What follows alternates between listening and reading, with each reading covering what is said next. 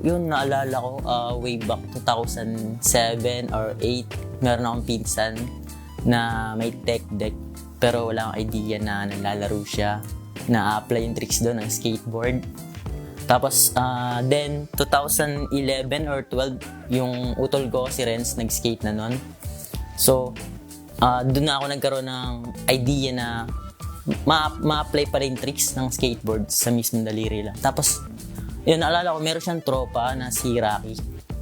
Nagdala ng talagang fingerboard talaga dinala niya. Na, doon ako na, tapak, fingerboard talaga to na nalalaro ng daliri. Na ito talaga yun. May bearing, may ply, na as in fingerboard. Tapos, doon ako nagkaroon ng idea na in-explore ko na sa internet, hinahanap ko na sa Facebook. Tapos doon ko na nakita yung may mga page pala na sobrang lawak ng community ng fingerboard. Grabe yung camaraderie din, yung ang lawak. Tapos doon ako nag-explore. Tapos high school days, doon ako umabot pa sa point dati na hindi ako makain para lang makabili ng fingerboard. Di talaga makain. Di ako makain. Kailangan ko, ito yung dream setup ko, bibiling ko to. Tapos maabot din sa point na nagka-atting na ako para lang makapag-fingerboard. Nag-skip ako ng class kasama ko yung mga kaklase ko ng high school. Sila Brian, sila Davey, sila Sai. Yan, sila yung mga kasama ko mag-cutting nun. May skate shop sa amin nun Capital Skate Shop. Tapos doon ko na na-meet sila Boss Aya, mga pioneer na skater din sa amin. Tapos doon, sumasama na ako sa kanila sa mga kompi ng MFI doon sa Makati Cinema Square. Tapos naalala ko nga pala, bago ako mag-explore sa fingerboard. Kasi solo lang ako maglaro ng fingerboard sa bahay nun. Yung panahon yun, parang naghahanap na ako ng mismong kalaro. Nag-post ako para sa mga fingerboarders. Sabi ko, sino po dito taga Antipolo na nag-fingerboard? Tapos merong isang nag-reply, naalala ko si Sir Joms, Kuya Joms Santualia. Siya yung nag-reply nun, tapos hindi ko alam na pioneer din pala siya ng skater sa Antipolo skater, sila din pala yun. Tapos yun, na-meet ko na sila, yung mga pioneer na skater, tapos sila din yung mga nakasama ko sa fingerboard, lalo ng Capitol. Parang every week yata, naglalaro kami ng fingerboard nun. Doon pa kami naglalaro nun sa coffee shop din, mga skater din yung bantay nun Louisiana. Doon ko na na-meet yung mga pioneer din na skater sa amin. Tapos, yun din libangan nila, pampalipas oras, fingerboard. Simula nun, naalala ko din yung unang sinalihan ko din kompi nun sa Capitol din mismo. Doon din ako unang nakasali ng kompi. Doon ko nararamdaman yung pressure, paano ba yung feeling pag sumasali ka ng kompi.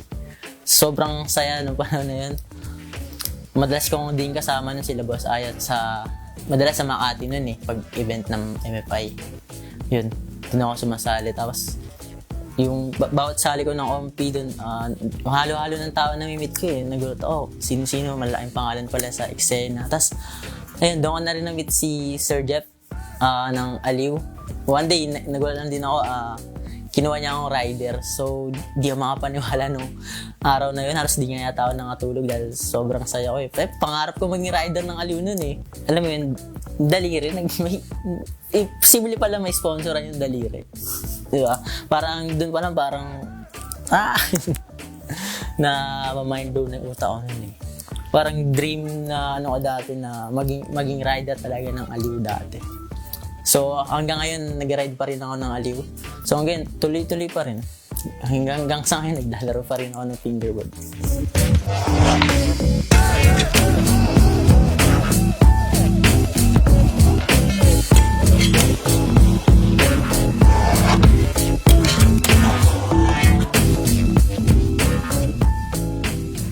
So, yung board ko, Aliw.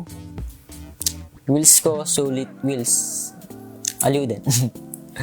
Yung trucks ko, Checo Up from Aliw din. Foam tape ko, Aliw. Bakit Aliw? Nakakaliw siya So, naaliw din ba kayo?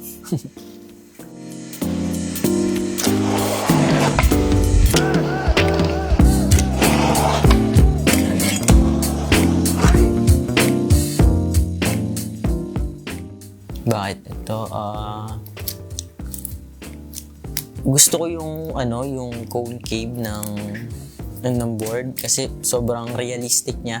Ito lang yung board na nagamit ko na malapit sa pakiramdam ng skateboard. Size niya 34 yata to, hindi ako nagkakamali. Gusto ko yung lapad niya dahil sa pag nag-flip tricks ka, mas catch mo yung tricks, yung flip tricks. So yung graphics din, sobrang realistic niya. Lalo pag mahilig ka sa slides, kitang-kita mo yung pagka parang skateboard na maliit lang din talaga. So sa trucks ko, Chequya 34. First time ko lang din nakapag-try nito pero white trucks talaga yung trucks ko. Siguro pag nagka-budget, mag-upgrade ako ng white trucks. Pero ito okay para sa akin, okay din yung performance nito. Para siyang BRT. Na mas low budget, abot kaya. Sa gulong naman, solid wheels. Sobrang realistic din ang gulong na to. At simula nung nakatry ako ng solid wheels, di na ako lumipat ng ibang gulong. Kasi gusto kasi yung pakiramdam na may squeaky. Parang skateboard din. Na daliri mo lang naglalaro. Sa bushing, aliw din. Aliw bushing. Okay yung response ng bushing. Pag yun mo dito, mabalik siya. So okay yung laro niya. Sa foam tape naman, aliw din. Okay yung nipis niya kasi ramdam na ramdam yung concave. Para din talagang nag-i-skate pero daliri mo lang yung naglalaro. So ito yung setup ko.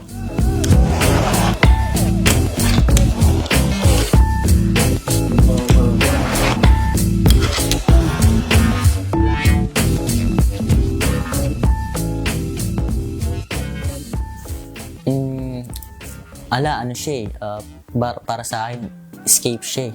Wow, stress reliever na rin. Or therapy na rin. Para din siyang skate na daliri mo lang din naglalaro. Parang gano'n. Na andun din yung satisfaction pag nabuo mo yung tricks. Tas, sobrang dami mo nakikilalang bagong tao, bagong tropa. Nakakatuwa lang din kasi sobrang anlawak ng eksena ng fingerboard. Iba't ibang tao yung mamimit mo, makikilala mo. Hanggang sumabot na rin sa malalim na pagkakaibigan, mga ganun. Dahil sa fingerboard, nakapunta din ako sa iba't ibang lugar. Parang hanggang ngayon, namamindblown pa rin ako doon na parang seryoso, fingerboard dahil dito. Hindi lang siya simpleng libangan eh. Masaya siya. Andun yung satisfaction. Yung maamit ka ng bagong tao. Yung respeto sa bawat na namimit mong tao. Para sa akin yun. Bakit yun nagpi-fingerboard pa rin ako.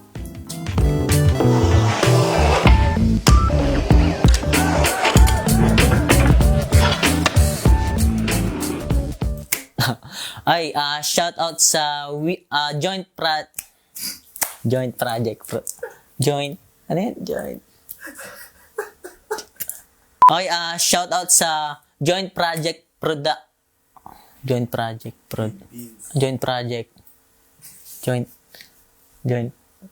Okay,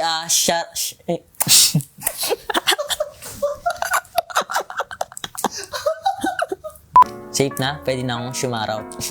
Yun, shout out sa Joint Project Philippines and We Design Studio. Maraming salamat.